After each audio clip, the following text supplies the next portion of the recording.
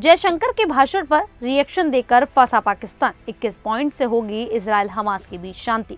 Iran पर सख्त UN क्या है 2015 का समझौता, बंदूकधारियों की गोलियों से शमशान बना यूएस का रेस्टोरेंट। दिसंबर में भारत आएंगे पुतिन, रूसी मंत्री की घोषणा। नमस्कार, मेरा नाम है शालिनी और आप देख रहे हैं द न्यूज़ 15। स्वागत है आपका हमारे खास प्रोग्राम दुनिया के हालचाल में। चलिए नजर डालते हैं इन बड़ी खबरों पर विस्तार से।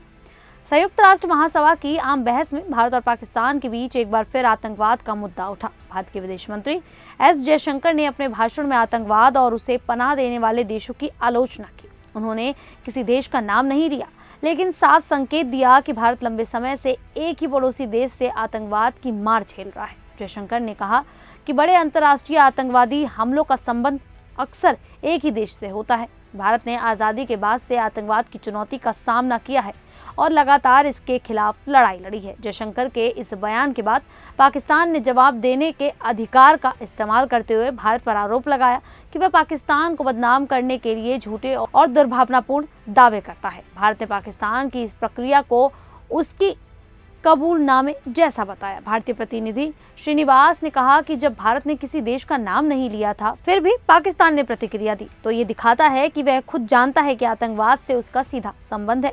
पाकिस्तानी प्रतिनिधि फिर से जवाब देने के लिए मंच पर आए, लेकिन भारतीय प्रतिनिधि श्रीनिवास उनका भाषण शुरू होते ही हॉल से बाहर चले गए। ये घटना दिखाती है कि अंतर्राष्ट्रीय मंच पर भी भारत लगातार आतंकवाद और उसके समर्थकों को बेनकाब करता रहा है। तो वहीं हमास और इजरायल के बीच लंबे समय से चल रहे युद्ध को खत्म करने के लिए अमेरिका ने 21 पॉइंट का शांति प्रस्ताव पेश किया है। इस प्रस्ताव का मकसद लड़ाई रोकना और भविष्य में फिलिस्तीनी राज्य का रास्ता बनाना है।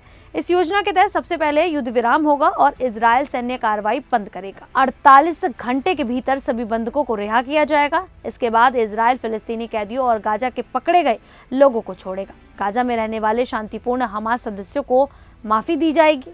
मानवीय सहायता जारी रहेगी और रोजाना 600 ट्रक गाजा में भेजे जाएंगे। पुनर्निर्माण का काम संयुक्त राष्ट्र और रेड क्रिसेंट जैसी अंतर्राष्ट्रीय संस्थाओं की निगरानी में होगा। गाजा का प्रशासन फिलिस्तीनी तकनीकी विशेषज्ञों को सौंपा जाएगा और एक अंतर्राष्ट्रीय समिति इसकी देखरेख करेगी।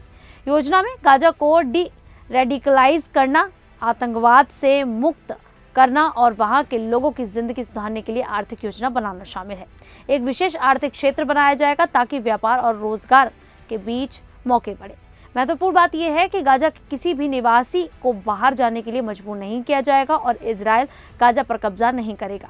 अगर ये योजना सफल होती है तो फिलिस्तीनी राज्य का रास्ता खुल सकता है और क्षेत्र में शांति की उम्मीद बढ़ेगी। तो वहीं संयुक्त राष्ट्र ने ईरान के परमाणु कार्यक्रम को लेकर एक बार फिर उस पर प्रतिबंध लगा दिए हैं।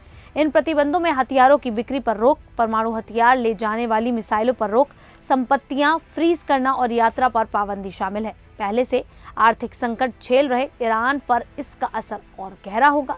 ये प्रतिबंध ब्रिटेन, फ्रांस और जर्मनी की पहल पर लगाए गए हैं। उनका कहना है कि ईरान 2015 के परमाणु समझौते का उल्लंघन करता रहा है। इस समझौते में स्पैन बैंक का प्रावधान था, यानी अगर कोई पक्ष साबित कर दे कि ईरान समझौते का पालन नहीं कर रहा है तो 30 दिन के भीतर पुराने सभी प्रतिबंध अपने आप लागू हो सकते हैं। हालांकि ईरान के राष्ट्रपति मसूद पेजिशकियान ने संयुक्त राष्ट्र महासभा में कहा कि उनका देश कभी परमाणु बम नहीं बनाएगा और न ही ऐसा करने का इरादा है। उन्होंने दोहराया कि ईरान सिर्फ शांतिपूर्ण परमाणु ऊर्जा चाहता है।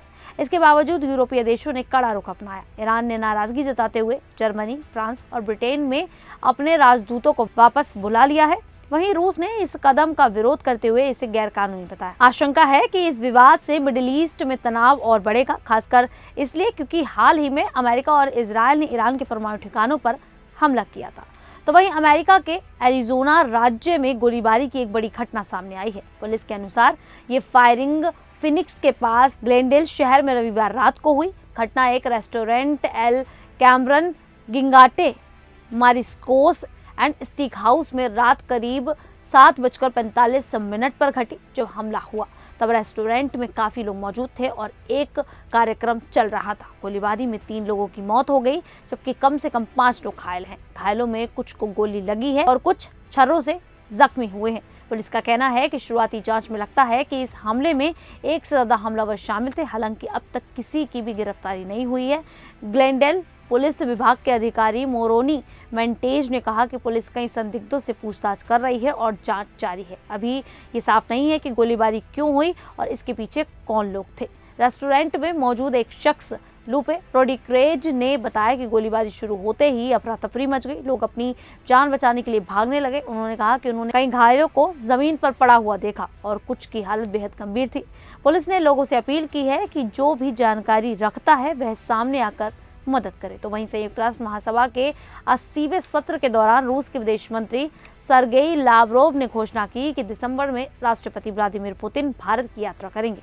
उन्होंने बताया कि भारत और रूस के बीच व्यापार, सैन्य और तकनीकी सहयोग, वित्त, स्वास्थ्य सेवा, एआई और अंतर्राष्ट्रीय संगठनों जैसे SCO और ब्रिक्स पर गहरा तालमेल है। लावरोव ने कहा कि इस साल भारत के विदेश मंत्री S जयशंकर रूस का दौरा करेंगे और वे स्वयं भी भारत आने की योजना बना रहे हैं। उन्होंने बताया कि भारत और रूस के बीच लगातार उच्च स्तरीय संवाद और आदान प्रदान होता रहता है। भारत और रूस के बीच तेल व्यापार पर अमेरिकी दबाव के सवाल पर लावरोव ने स्पष्ट किया कि भारत अपने फैसले खुद लेता है और साझेदारी किसी बाहरी दबाव से प्रभावित नहीं होगी।